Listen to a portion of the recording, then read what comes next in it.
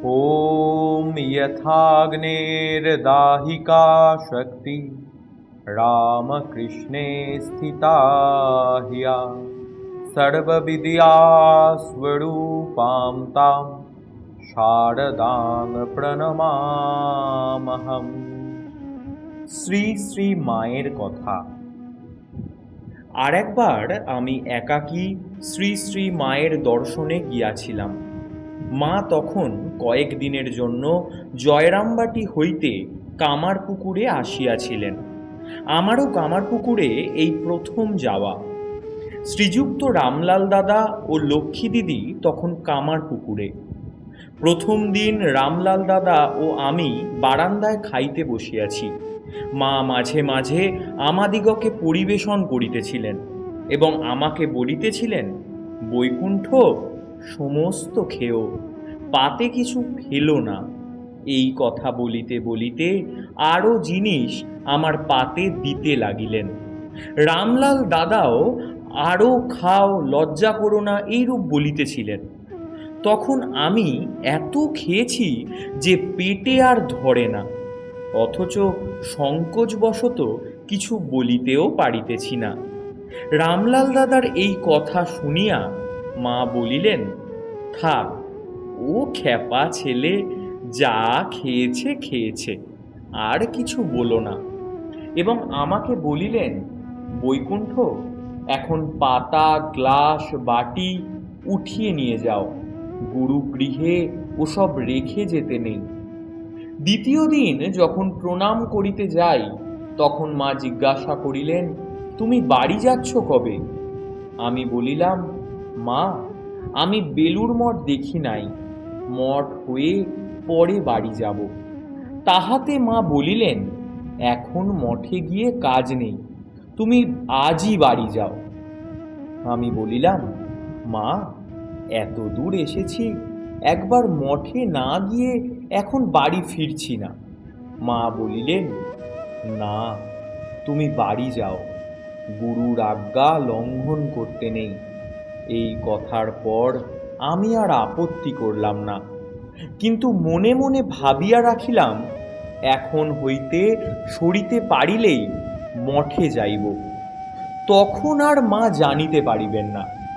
সেই সময় এলাহাবাদ হইতে একটি স্ত্রী ভক্ত ও তাহার সঙ্গে একটি পুরুষ ভক্ত আসিয়াছিলেন। তাহাদিগকে মা সেই দিনই দীক্ষা দিলেন। মা আমাকে ডাকিয়া বলিলেন, তুমি এদের সঙ্গে যাও। কিন্তু আমি সঙ্গে যাইলে তাদের অসুবিধা হইবে বলায় আমি আর গেলাম না। তাহাদিগকে বিদায় দেবার জন্য মা সদর দরজা পর্যন্ত আসিয়াছিলেন। ইতপূর্বে আমি আমার টাকার ব্যাগটি সদরের কুলুঙ্গিতে রাখিয়াছিলাম। উক্ত কুলুঙ্গিতে মায়ের দৃষ্টি পড়ায় তিনি উহা ঘরে রাখিয়াছিলেন। তারপর লক্ষ্মী দিদিকে দিয়া আমাকে জিজ্ঞাসা করিয়া পাঠাইলেন, বৈকুণ্ঠ তার টাকার ব্যাগ কি করলে? এই কথা শুনিয়া আমি সেখানে খুঁজিতে যাইয়া উহা পাইলাম না। দেখিয়া লক্ষ্মী দিদি গিয়া মাকে এই সংবাদ জানাইলেন। মা আমাকে ডাকাইয়া বলিলেন, এত অসাবধান হলে কি সংসার চলে? এইটুকু সাবধানতা যার নেই, সে আবার কিসের সংসার করবে? তোমার টাকার ব্যাগ আমার কাছে আছে, তুমি তাদের সঙ্গে গেলে না কেন? আমি কারণ বলায় মা তাদের প্রতি বিরক্তি প্রকাশ করিলেন। আমি মাকে বলিলাম, আপনি সেজন্য এত ব্যস্ত হচ্ছেন কেন? আমি একটা লোক ঠিক করে কাল যাব। মা এই কথা শুনিয়া নিজের ঘরে গেলেন। সেই দিন দুপুরবেলা আমাকে ভিতরে ডাকাইয়া বলিলেন, এ চিঠিগুলি খুলে পড়ো, দেখি কি সংবাদ আছে। আমি চিঠিগুলি পড়িলাম। তন্মধ্যে একখানির কথা বিশেষ মনে আছে। বাগবাজার মঠ হইতে আসিয়াছে এই মর্মে লেখা ছিল যে, পূজনীয় শশী মহারাজ শ্রী শ্রী মাকে একবার দেখিতে চান এবং তাহাকে যে চিকিৎসায় থাকিতে বলিবেন, তিনি সেই চিকিৎসাতেই থাকিতে চান। মা চিঠি শুনিয়া বলিলেন, আমি আর কি চিকিৎসার কথা বলবো। শরৎ, রাখাল, বাবুরাম আছে, তারা পরামর্শ করে যেটি ভালো মনে করে তাই করুক। আমি সেখানে গেলে তো রোগীকে সারাতে হবে, সেটা ভালো হবে?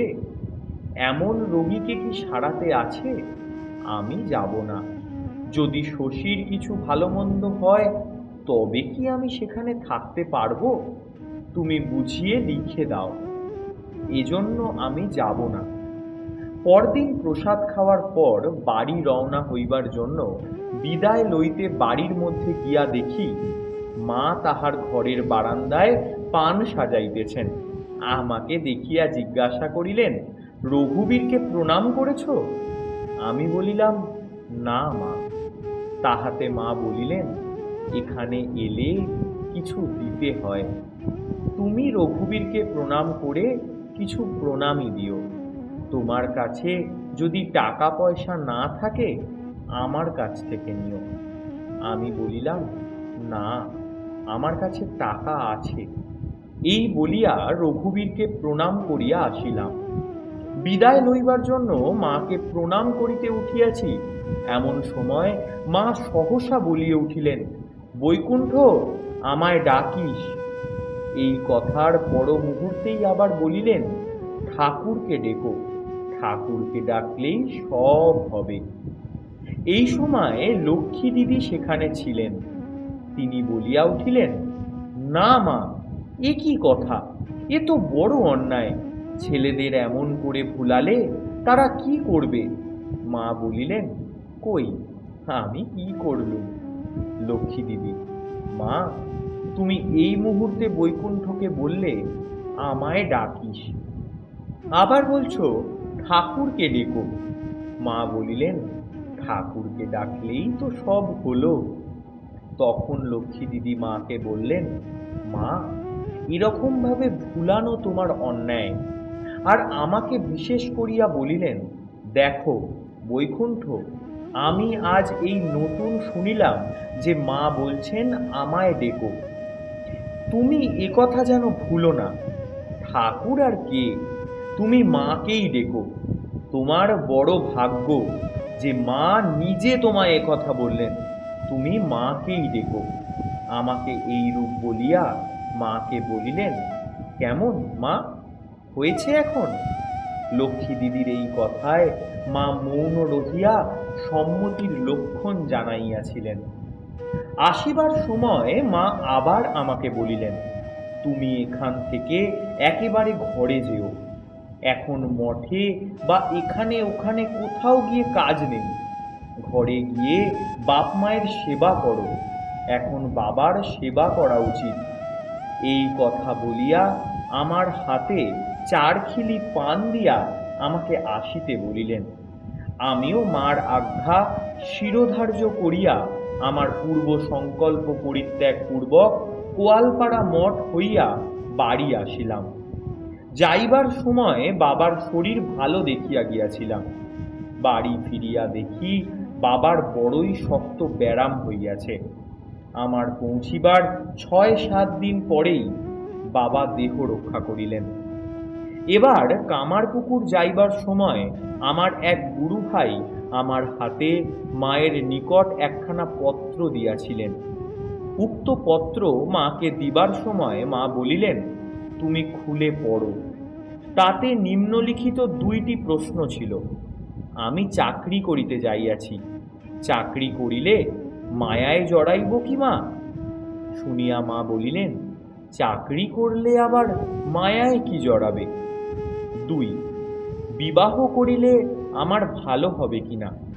মা এই প্রশ্নের উত্তরে কিছু না বলিয়া আমাকে জিজ্ঞাসা করিলেন, বাবা, তুমি বিয়ে করেছ কি? আমি বলিলাম, না মা, আমি বিবাহ করি নাই। শুনিয়া বলিলেন, বেশ তো, তুমি বিয়ে করো না, বিয়ে করা বড় জঞ্জাল। কামারপুকুরে অবস্থানকালে একদিন মাকে জিজ্ঞাসা করিয়াছিলাম, মা, মাছ মাংস খেলে কি দোষ হয়? তদুত্তরে মা বলিলেন, এদেশ মাছের দেশ, মাছ খেতে পারো, সেই সময় আমি একবার মাকে বলিয়াছিলাম, মা, আপনার পদচিহ্ন নিতে চাই। তাহাতে মা বলিয়াছিলেন, এখন এখানে সুবিধা নয়, তোমরা আমাকে যেমন দেখো সকলে তো তেমন দেখে না। এই লাহা বাবুদের বাড়ির এখানে অনেক আশেটাসে, সেই জন্য আমাকে লুকিয়ে থাকতে হবে। পায়ে আলতার চিহ্ন থাকবে কিনা? ওম শান্তি শান্তি শান্তি। হরি ওম তৎসৎ। শ্রীরামকৃষ্ণার্পণমস্তু।